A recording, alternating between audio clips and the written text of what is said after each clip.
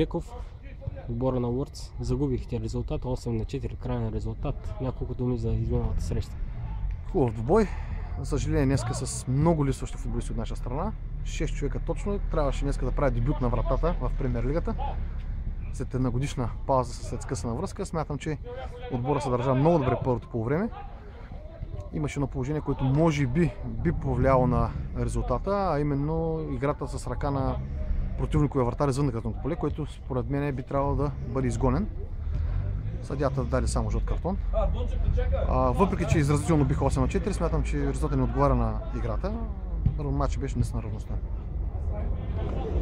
Следващия двубой с труден съперник ли или също го познавате? Ами, тук всички двубои са трудни, няма лесни, затова е Премиер лига.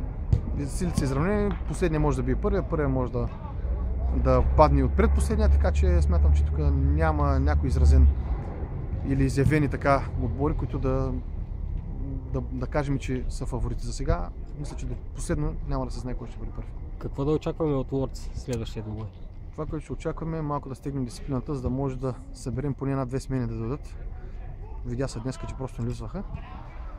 И просто липсва на постоянство. Това е, трябва да наблегнем на това. Всеки мач да играем постоянно и да можем да се отключим, да има концентрация повече в играта. Така. Добре, успех на отбора, всичко добро. Благодаря.